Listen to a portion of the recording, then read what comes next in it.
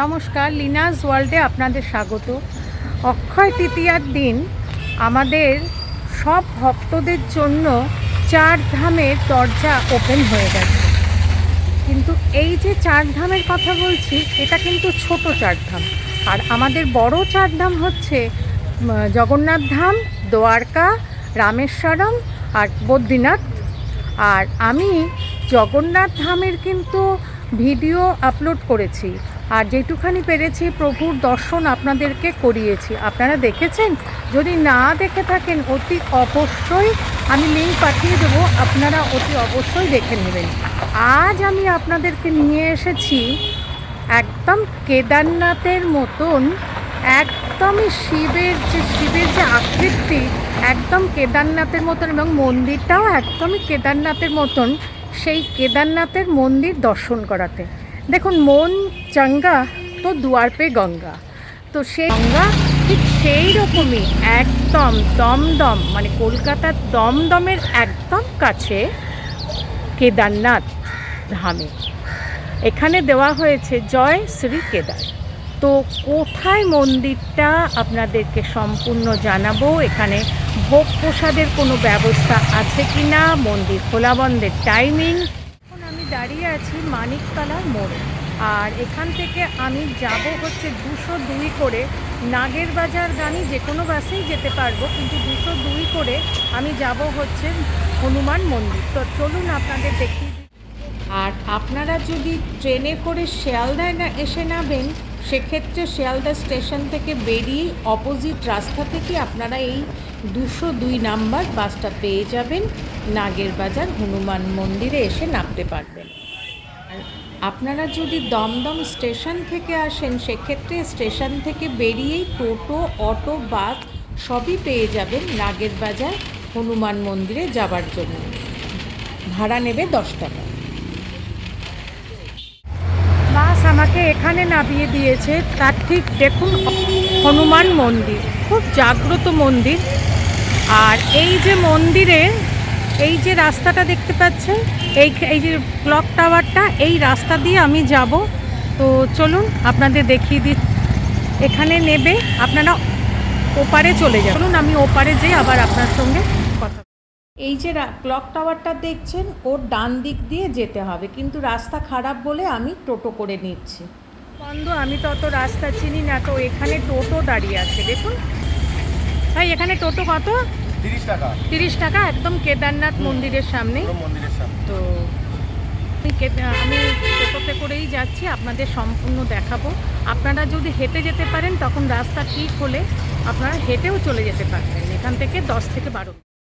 আমি টোটো নিয়ে নিয়েছি, কারণ আমি ভেতরের রাস্তাটা অলিগলি ঠিক চিনি না। তাও আপনাদেরকে বলবো, আপনারা যদি টোটো করে আসেন, যদি রাস্তা খারাপ থাকে আর যদি ভালো হয়ে যায়, তাহলে কিন্তু ওখান থেকে হেঁটেই যেতে পারবেন। এই দেখুন, টোটো আমাকে ভেতরের অলিগলি দিয়ে এবারে খালপাড়ের রাস্তা ধরেই যাচ্ছে।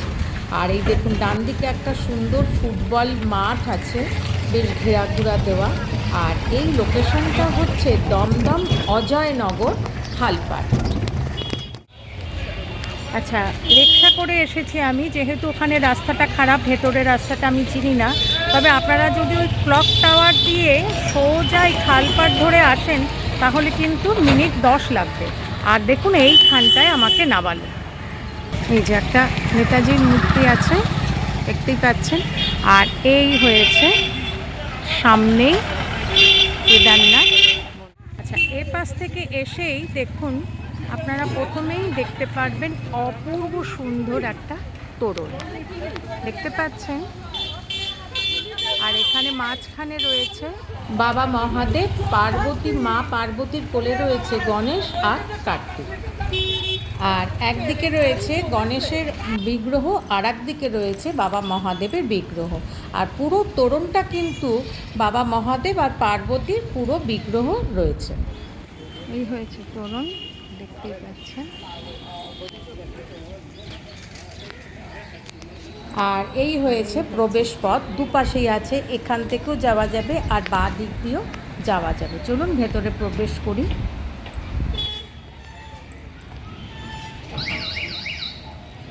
প্রবেশ করে সামনেই দেখলাম অনেক মায়েরা বা ভক্তরা নাম সংকীর্তন বা কিছু ভজন কীর্তন করছে, আপনাদের দেখাবো।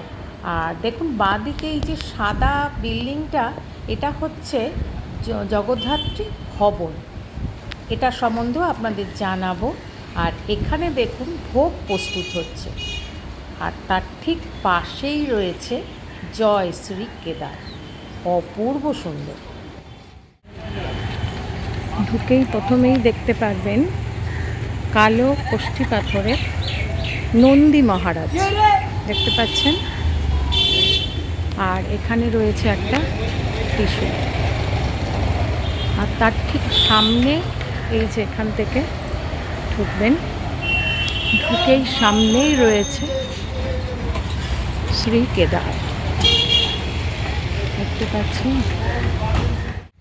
মন্দিরে ঢোকার দুপাশে দুটো দেখুন মূর্তি রয়েছে। চলুন এবারে প্রবেশ করি আর মহাদেবের দর্শন করি।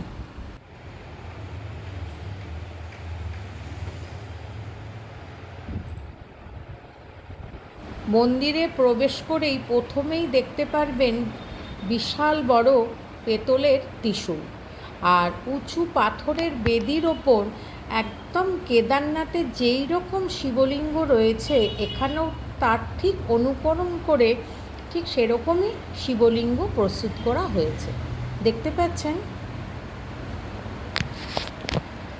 আর তার ঠিক পাশেই রয়েছে ছোট্ট নন্দী মহারাজ, আর তার সামনে রয়েছে যেরকম শিবলিঙ্গ আমরা দেখে থাকি, আর তার পাশে রয়েছে বাসুকীনাথ, অপূর্ব সুন্দর হয়েছে।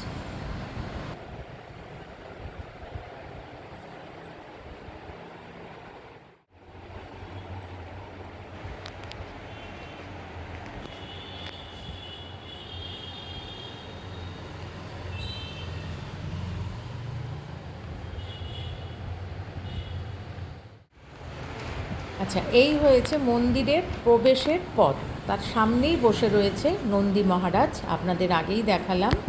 আর এই দেখুন চারিদিকটা দেখুন সোনালি রঙের ইট দেওয়া, কিন্তু দেখুন সামনে গেলে দেখতে পারবেন বেশ সুন্দর ডিজাইন করা, দেখতে পাচ্ছেন, বেশ সুন্দর লাগছে, পুরোটা অপূর্ব সুন্দর লাগছে।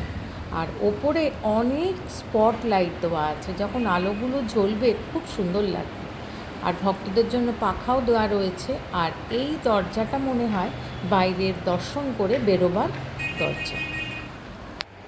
আচ্ছা, আমরা সব জায়গায় গৌরী পটের ওপরেই শিবলিঙ্গ দেখে থাকি, কিন্তু কেদারনাথ মন্দিরের ভেতরের শিবলিঙ্গ এই রকম আকৃতি কেন? চলুন এবারে সেই পৌরাণিক কাহিনীটি জেনে নিই। কুরুক্ষেত্র যুদ্ধতে দু পক্ষেরই গুরুজন, বন্ধু, ভাই, সন্তানদের হত্যা করা হয়েছে। এবারে যুদ্ধ জয়ী হওয়ার পর একদিন পঞ্চ পাণ্ডব শ্রীকৃষ্ণকে বললেন, এই যুদ্ধে তাদের হাতে গুরুজন, বন্ধু বান্ধব, ভাইদের এবং সন্তানদেরও হত্যা হয়েছে, আর তাদের অনেক পাপও হয়েছে। এই পাপের প্রায়শ্চিত্ত কীভাবে হবে, বা কী করলে এই পাপ থেকে মুক্তি পাব? শ্রীকৃষ্ণ তখন তাদেরকে বললেন, এই পাপের থেকে মুক্তি একমাত্র মহাদেবই তাদের দিতে পারেন। শ্রীকৃষ্ণের কথা মতন পঞ্চপাণ্ডব দ্রৌপদীকে নিয়ে প্রথমেই মহাদেবের খোঁজ করতে গেলেন কাশীতে। মহাদেব তো অন্তর্যামী, তিনি তো সবই জানেন, তাই তিনি যেখানে যেখানে পঞ্চপাণ্ডব যাচ্ছিল নিজে অন্য রূপ ধারণ করে আগে থেকে সেখান থেকে প্রস্থান করছিল। এইভাবে মহাদেবকে খুঁজতে খুঁজতে যখন তারা গুপ্তকাশীতে এসে পৌঁছল, সেই সময় ওখানে দাঁড়িয়ে থাকা একটা দুধ সাদা ষাঁড়কে দেখে ভীমের মনে হলো, এবং ভীম চিনতেও পারল যে মহাদেবী এই ষাঁড়ের রূপ ধারণ করে রয়েছেন। কিন্তু যেই না ভীম ষাঁড়কে ধরতে গেল, তখনই ষাঁড়টি মাটি খুঁড়ে তার ভেতরে ঢুকতে লাগলো।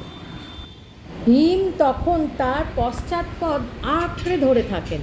মহাদেব তখন নিজ রূপ ধারণ করে পঞ্চ পাণ্ডবের সামনে প্রকট হয়ে তাদের ক্ষমা করে দেন ও আশীর্বাদও দেন। আর সেই ষাঁড়ের পশ্চাৎপদ তখন পাথরে পরিণত হয়েছে। মহাদেব পঞ্চপাণ্ডবকে আদেশ দেন যে এখানে একটা মন্দির প্রতিষ্ঠা করো, আর তার মধ্যে এই পাথর যেন সবাই শিবজ্ঞানে পুজো করতে পারে তার ব্যবস্থা করো। আর সেই থেকেই কেদারনাথের প্রতিষ্ঠা, মন্দির প্রতিষ্ঠা, আর মন্দিরের ভেতরের শিবলিঙ্গ এই আকার ধারণ করেছে।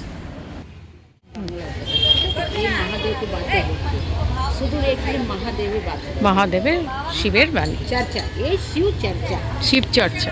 আচ্ছা शिव चर्चा ये महादेव की बात है। আচ্ছা, মহাদেবকে গুরু করা। गुरु करो, महादेव को शिव को गुरु बानिए ना, शिव को गुरु बानिए, আমার অনেক ভালো হচ্ছে, আপনার হতে পারে, কেউ না কি হতে পারে। আপনি যেই রকম করবে সেই রকম মহাদেব কর্ম, যেই রকম করবে সেই রকম সেরকম। ঠিক আছে। খুব ভালো লাগলো, নমস্কার। এখানে সবাই তাই শিবকে গুরু মেনেছে, এবং আমার ভালো হলে আমিও আবারও প্রচার করব অন্যরা যাতে শিবকে গুরু হিসাবে মানে এবং তার সংকীর্তন সবাইকে প্রচার করে। এটাই হচ্ছে এদের মেন উদ্দেশ্য। দেখুন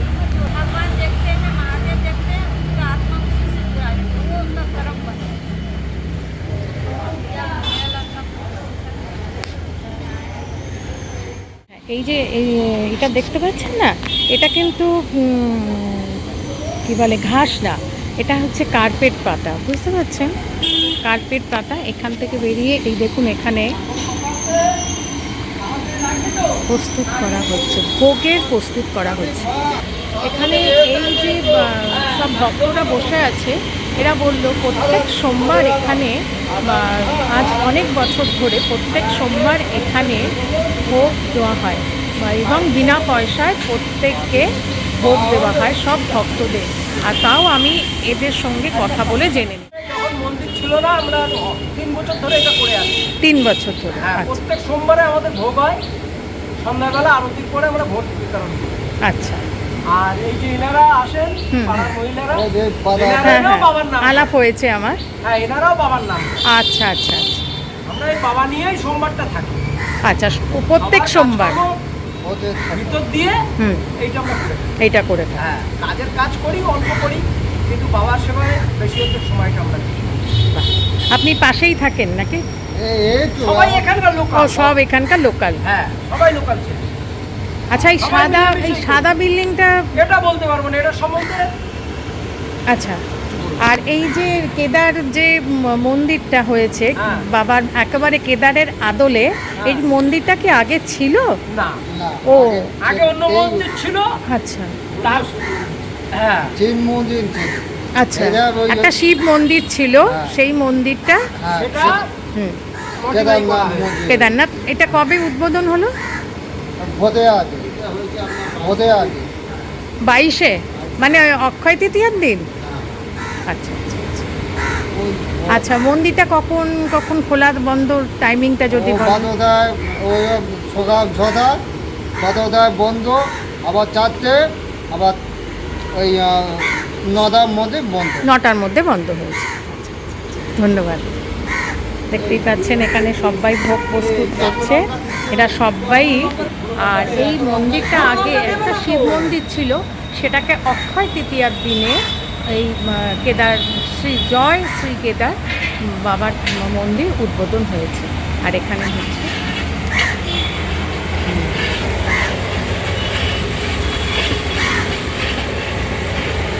এবার মন্দির খোলা বন্ধের টাইমিংটা আপনাদেরকে বলে দিই। এখানে সকাল 7টা থেকে বেলা 12টা পর্যন্ত খোলা থাকে, আবার বিকেল 4টে থেকে রাত্রি 9টা পর্যন্ত খোলা থাকে। আর সোমবার যদি আসেন তাহলে প্রত্যেক ভক্তদের এখানে বিনামূল্যে ভোগ প্রসাদ দেওয়া হয়। হতে এখনও দেরি আছে, প্রায় 6টা বাজতে চলে। দেখুন লাইটগুলো জ্বালিয়ে দিয়েছে, আর কি অপূর্ব লাগছে। দেখুন এই তোরণটা দেখতে পাচ্ছেন, অদ্ভুত সুন্দর।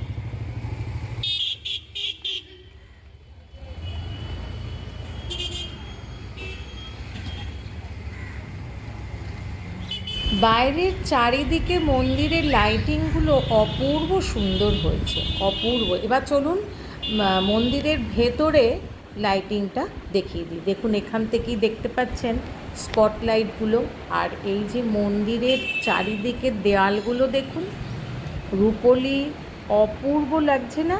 আর স্পটলাইটগুলোও জ্বলে গেছে, অপূর্ব, খুব সুন্দর।